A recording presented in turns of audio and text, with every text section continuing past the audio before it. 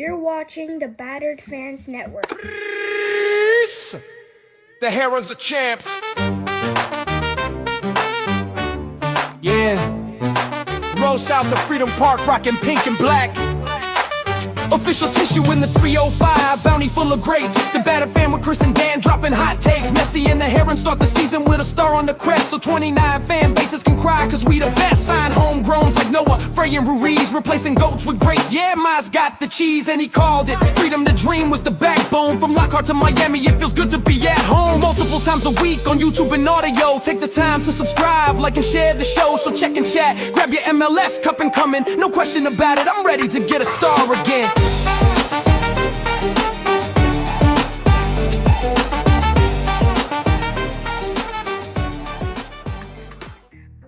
No question about it. I am ready to get hurt again. Chris, your ass is sleeping. Welcome, everybody, to episode 479 of the Battered Herons podcast. I am your host, Daniel Granada, and alongside me, as you can see, there is no KBD. This is Herons late at night, but we had some late breaking news, not confirmed yet, but from everything that I'm hearing and from everyone I'm hearing it from, it is probably happening. And yes, everybody, shout out to everybody that's joining me. 1 a.m.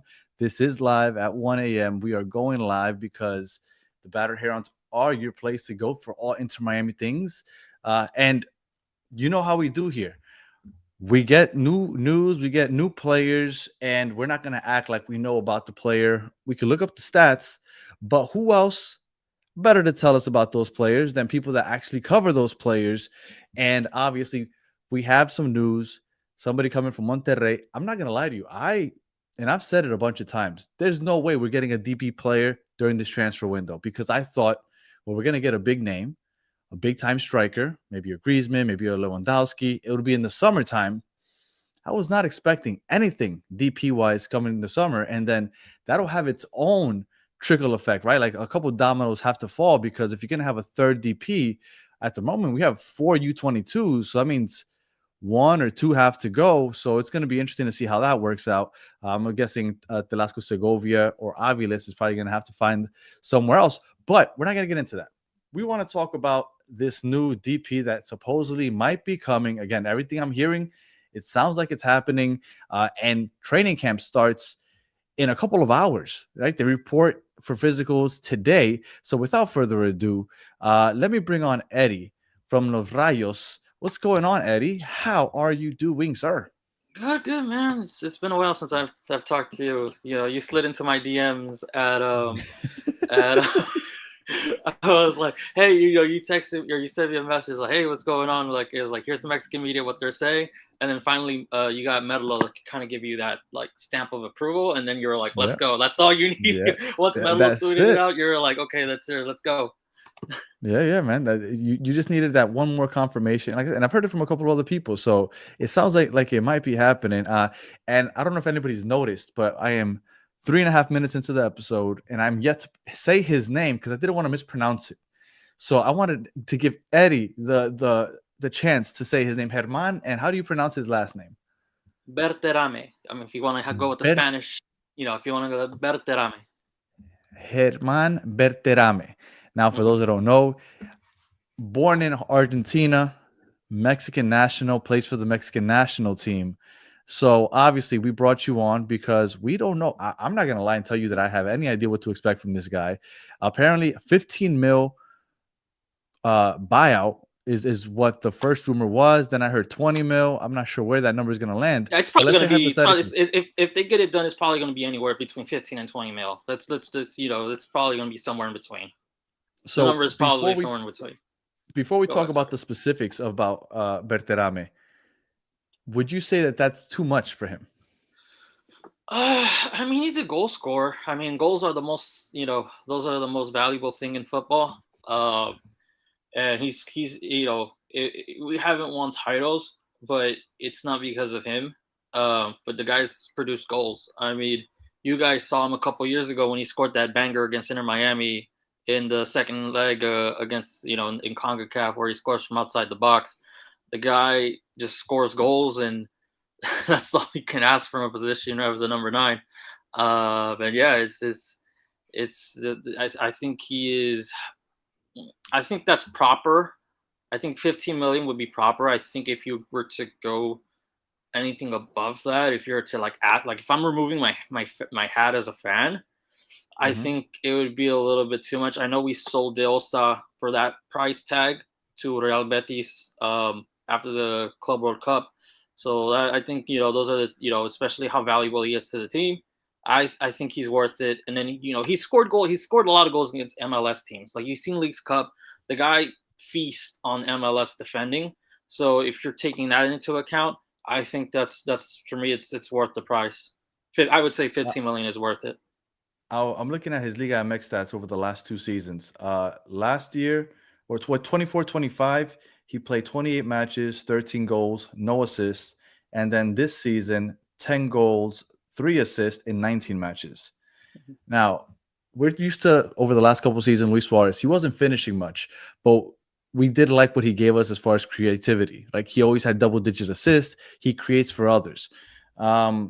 Is Berterame more of a poacher? Do you think he creates for others? Like what kind of player are we looking at here? I don't think he's a poacher. I think he can create his shot a little bit. But one thing I don't think you would see Luis Suarez do is he'll try to and this is not something you probably expect from a striker, but he'll hustle back. He'll win the ball back. He'll give you that max effort that maybe you're not going to get from like a 37-year-old Luis Suarez or guys in their like 30s, right? This guy is still in his prime. 27. Yeah. So this guy's going to give you the hustle back, but somehow he finds his way back to the box, and finishes. And it's just he finds, and he just scored in this last game against Mazatlán. This game, Anthony Martial passes him the ball, finishes it. So I think, it's just one of those guys that he just finds the back of the net. He's able to do that. He's not going to create. He's not going to do assists. That's not his game.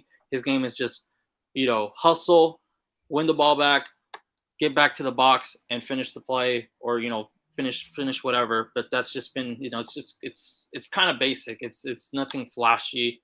He's not gonna, like I said, he's not gonna, create, for anybody else. It's just, the ball always finds him and he just finishes it. He is not very tall. He's 5'8". Mm-hmm. So he's not winning any aerial duels. Like he's not going to be catching anybody with headers. Yeah, no, but he somehow finishes off his headers. I think it's just, again, one of those things where it's just he knows how to finish the play. It's just one of those things he has. I don't know the specifics, but I've seen him multiple times score header goals. And yeah, he's not the tallest, but somehow he finds it. I would say, if I were to say a short art, for a striker wise, it's probably like one of those like Mauro Icardi types of players that aren't that tall, but that can finish their plays and score their goals. I would say he's probably like that. If you were to like Henry Martin with America, like those guys aren't really tall, but they're just goal scorers. They just somehow, they're able to score goals regardless of their height. So I think, as long as you're finishing off plays from Messi, that's all that matters, whether it's with your head or with your boots. But yeah, regardless of his height, dude scores goals. So obviously we don't know too much about him. So we're wondering, is there a weakness?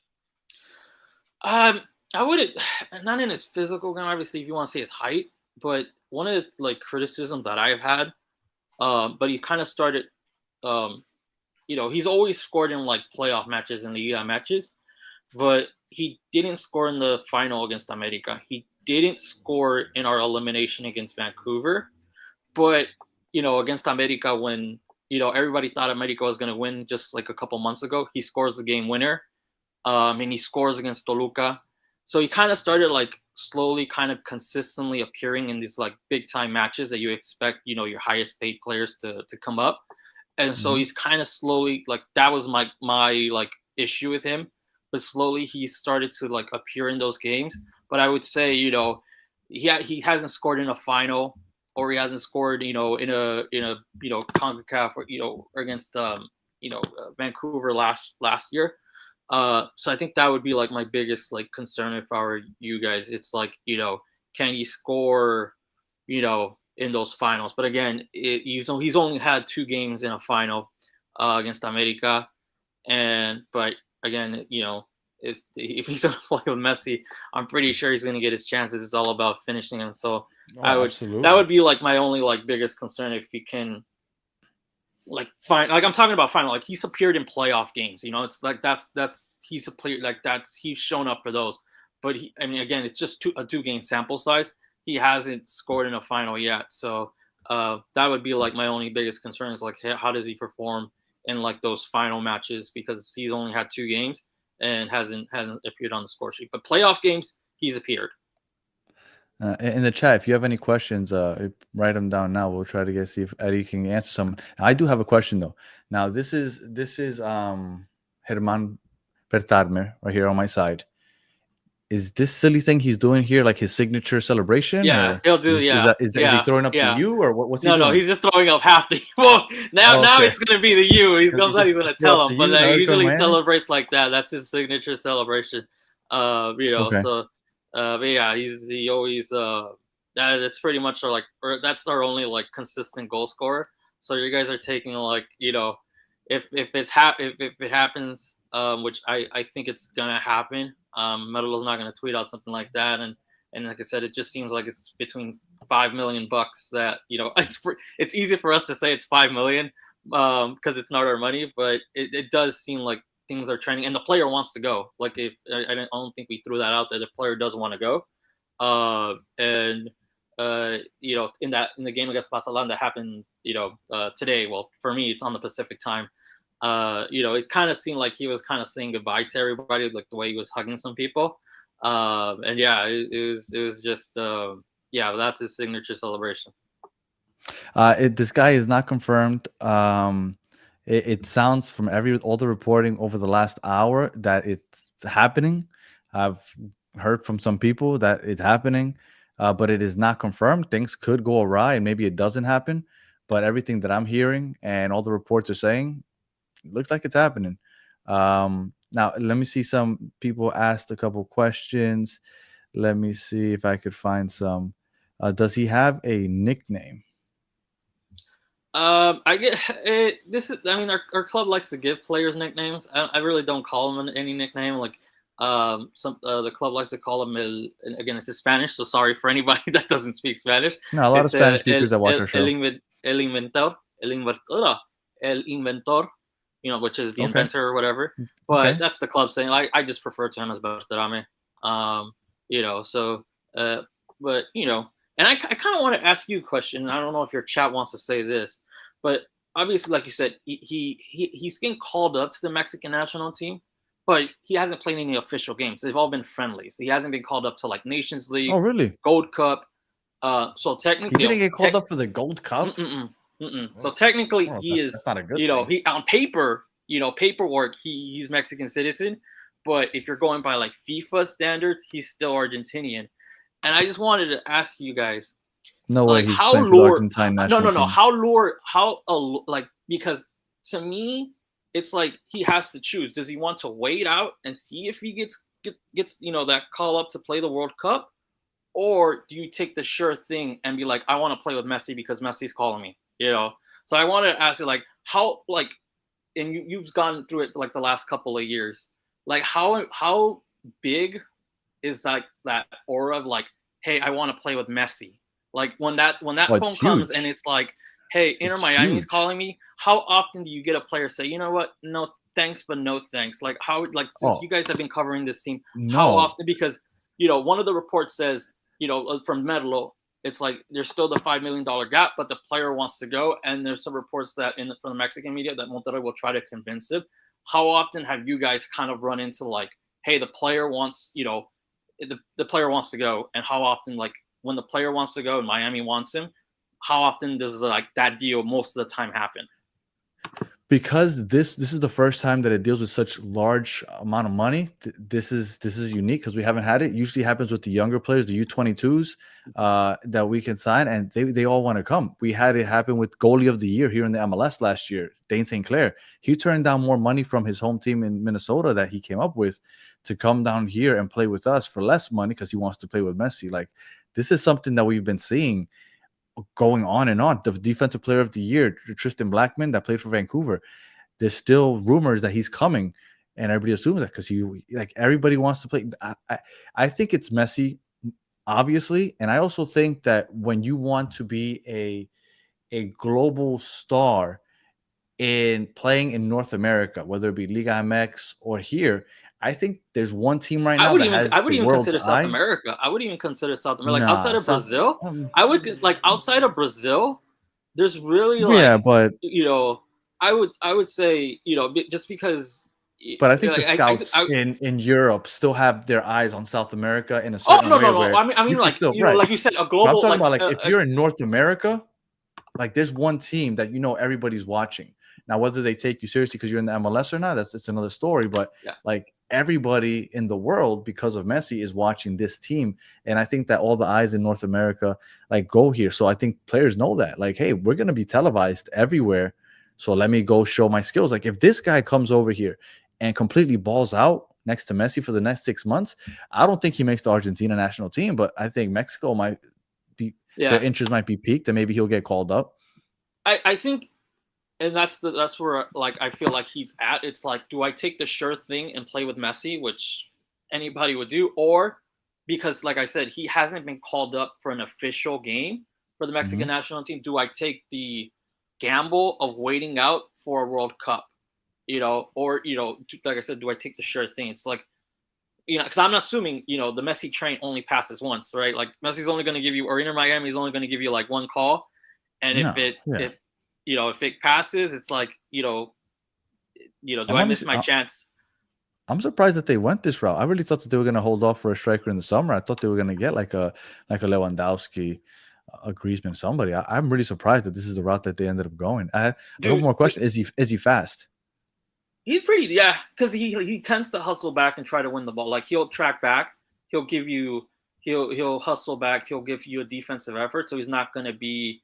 I think that's where he'll probably help Messi if you're not he's because he's young, he's still in his prime. He'll hustle back and he'll make that defensive effort that maybe you're not going to get from like guys 30, 35 and older, right? So he'll give you that effort back.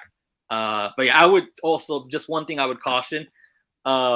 He got injured in Portland 2 or 3 years ago in that first Leagues Cup where he got injured on turf. So I don't know if I'm assuming that he's okay with playing on turf again because that was like the one thing that he got injured. I think one of his like his only like serious injury came like in an MLS up there in Portland when playing on turf. You know what? I mean, there aren't that many turf games, but he could sit those out. I don't know. Well, we'll see. I hadn't heard. I mean, that should be interesting. Look, Messi's played on turf a lot more than I thought he would, and he's been fine. Joshua was asking, are Monterrey fans happy he's leaving or angry? Angry because it's like you're leaving with about 2 weeks ish of the transfer window. And like I said, we don't have any other consistent goal scorer. So he's pretty much taking all our goals with him if it's able to get done probably over the weekend. But yeah, no, it's more like, okay, like a panic, like what's gonna happen next. So I don't know if it's a mix of angry or happy. It's more of okay, our consistent goal scorer is leaving. What's gonna happen now? So it's one of those like panic, like are we gonna panic buy? Or are we just going to punt on this entire tournament because they can't find a number 9? So it's in that situation where we're just in a panic. Willie, Lively, would he be a DP? If he were to come, he is a DP. The 15 million buyout clause automatically makes him a DP. Wait, is the deal confirmed, Danny? No. Let me be very clear. It's not a done deal yet. We're bringing it on here because if it happens, you know what to expect from him. It sounds like it's happening, but the Tristan Blackman thing sounded like it was happening also. And look, we're still waiting a week later. So it might not happen. Then there's also moves that need to be made before it can be done official. Because at the moment, I know you're not used to this, Eddy, because Liga MX lets you spend money.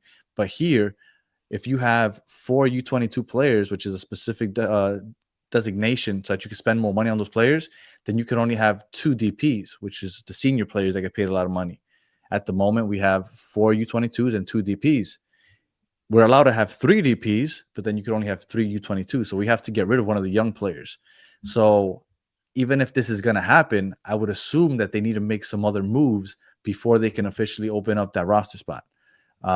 So, that we'll see how that goes. But yes, 100% a DP if he were to come. Again, we're doing this just so you know what to expect if he were to come. And somebody asked about formations. I mean, we're going to get into all that later on. Yeah. But I will tell you that I would assume that we could stick with the 4-3-3 that we played in the playoffs where we dominated. And then he would be the striker and Messi would play behind that. He has experience just being the number. I mean, he could do both if he's flexible. He can do play a 4-4-2 with 2 strikers, or he can play as him solo himself. So he has experience playing both. I know Martial, I don't know what you want to consider, if he's a winger, if he's a number 9, or anybody that's a Man United fan can give that more clear. But he just played with him in this game against Mazatlan. So it's, he has, and I guess I didn't throw this out there. The guy has experience playing with like top, players with that played in Europe consistently, right? Like Martial, Ciro Canales. He was playing with Sergio Ramos, even though he's a defender. So he has like that, he's not going to be like shell shocked. Oh, I'm playing with Messi, or I'm playing with so and so, right? He's already played with some of these players. And so playing with Messi's a whole nother level. But you know what I mean, right? Like he's not gonna be like shell shocked, like I know what I got to do, right? And he played against him, a couple of years ago, and he wasn't shell shocked. So I think you'll get a guy that's kind of feasted on MLS defending, and also kind of played with guys at this higher level that they're kind of commanding. And David, I appreciate that. He said he likes the last episode and the concerns that I raised. Well, this would address one, because my worry was Luis Suarez was the only striker we had, because Obando, who knows? And people were bringing up Daniel Pinter, which got signed to the senior team, which is great. But I still didn't think that he would play a lot. I still think he's going to be like a Santi Morales. This kind of answers that question, though. If he comes on, and how do you pronounce his name again? Because I already got clowned on in the chat for saying it wrong. Germán Berterame. Berterame. Mm-hmm. I'll get it eventually. Once he starts scoring goals, I'm going to get it 100%. Berterame. So we have a striker, and Luis Suarez would be the backup striker now. So I think that starts filling in the depth, and we'll see what other moves are made. But this is a big help, right? Because now you have a starting striker. If this happens again, let me say this again. Yeah. It's a confirmed rumor, but it hasn't. You got the authenticity. A lot of the big names. A lot of the big names that you count on reporting have said it, but it's nothing confirmed. Yeah. So again, I gotta say that again. It's not confirmed. Yeah. But if those names are, if it's accurate, we have a starting striker, we have a backup striker in Luis Suarez. And Luis Suarez is probably the best backup striker in this league. I mean, let's be real. Luis Suarez would be the best backup striker in the league. And then you have your starting wingers. I don't know what the Baltasar thing is looking like. If this happens, I don't know if Baltasar comes back, but then you just got to figure out who to put at the wings at depth. But I mean, this is a big move, and this definitely helps in the attack. All right, well, I don't see any other new questions, so I guess we'll end it with this. Again, this was just it's 1 a.m, so just a short, quick episode just to catch everybody up on what they could expect if this happens, because I have a feeling that this is going to start making the rounds tomorrow morning, so you can come back and refer to this. But Eddy, anything else that you want to leave the people with? Because people watching are obviously Inter Miami fans, and they are interested in what they can expect. I think he's gonna ball out there, man. Like you kind of, if anybody like wants to go back, and again, this isn't a guy that's 30, it's a guy in his prime. Go back and look at the Leagues Cup games where I think it was 2023, or 20. I think it was 2023, the first edition. The guy was just destroying. Like he scored against Real Salt Lake. He scored in that game that he got injured against Portland. And I forgot who else he scored against, but he's played against MLS defending consistently. Well, bring from another league that you kind of feel like, yeah, this guy's going to score against this type of defending. And then you add into the part like Messi feeding him the balls. I mean, I love Sergio Canales, but obviously it's Messi. So I think, you have enough, I guess a sample, MLS, he's played against MLS defending enough where you can kind of paint a picture and be like, yeah, this guy, it's not going to be, some random signing, right? You've seen him play against these types of defenders, and he's feasted in goals. So I think if it does happen, like you said, there's the $5 million difference, but the player is pushing for the move. It all depends on what's going to happen there. But the player wants to go. At least reportedly, he wants to go. So I think to kind of give you that calm, it's like you've seen, anybody can go back to look at those Leagues Cup games, look at the CONCACAF Cup games. There's a lot like there's enough history where you can probably paint a picture that this would be a huge signing for you guys, because for us it's like, okay, we have 2 weeks to figure out how to replace his goals. But I think it would be a big help for you guys. Jean Milord said he's old and he moves slow. He's only 27 years old. I think you might be confusing him for somebody else. Yeah, no, he's like middle of his prime years. Yeah. He said he's 27 and moves like he's 40. Okay. Well, I'm going to look, no disrespect for Jean, but Eddy watches him on a consistent basis. I don't know if you do also, but I'm just going to go based off of what Eddy says. Yeah, unless Eddy's lying to me. He's not like a burner, right? But for a number 9, he hustles back, gets the ball back. He'll put in that effort. I mean, again, for a number 9, I'm not expecting that, but that's just like a bonus that he does, right? And he said he just finds himself. He positions himself in the right box to get his goals. He's not scoring goals. It's not like it's a one-season wonder or anything like that. The guy's been consistent with goals since he arrived at Monterrey for 2022. And Joshua said, what's the guy's weakness? Eddy said earlier that if he could pick a weakness is that he hasn't showed up in the big games. It's only been 2 finals or 2 big elimination games, but he felt like he didn't really show up for those. But it's a small sample size. Yeah, it's 2 games. It's the home and away leg against America did score a goal, but he scored goal in the playoffs, right? And again, you want to add in the Messi factor. That's like a completely X factor that takes everything out of the picture. But that I would say, like I said, my biggest concern is just his lack of a big appearance for big faster games. Or slower than Harry Kane. I would say, he hustles back and gets the ball back. I'm not seeing Harry Kane winning back a defender and trying to get the ball back. So I think, like I said, that's not what you expect from a striker, but it's an added bonus. All right. Well, Eddy, I appreciate you joining me so late at night. I appreciate everybody in the chat. I don't know if everybody here is from the East Coast. This is an episode for sickos. Yeah, we have over 100 people watching live right now at 1 a.m. So shout out to you guys for joining. If you haven't, make sure you like and subscribe. If you haven't subscribed yet, again, Battered Herons is where you get your stuff. So make sure that you subscribe if you haven't already. Hit that notification bell, because I'm assuming that's how you guys knew, because I didn't promote this or anything. I just got on, and so make sure you have that notification bell on. Eddy, I appreciate you taking the time. And then for Jean Milord, no disrespect, Eddy, he's not worth 15 mil. Well, it all depends. I bet these fans didn't think De Osa was worth 15 million or whatever he was, and now he's balling. And you're Colombian, right? If I'm not mistaken, Danny. Guy's going to be part of the. I always see a bunch of Colombians calling De Osa. It started off slow, and now he's balling with Betis, and goes right there. Betis seems like they got Cucho. They got a bunch of people. Yeah, they're starting to hoard a bunch of Colombians. Yeah. There to go. So again, appreciate everybody that joined me. If you're listening on audio, please leave us 5 stars and a comment. If you're watching on YouTube, if you haven't already, like and subscribe. What else do we need? We coming on at 1 a.m. What else we got to do?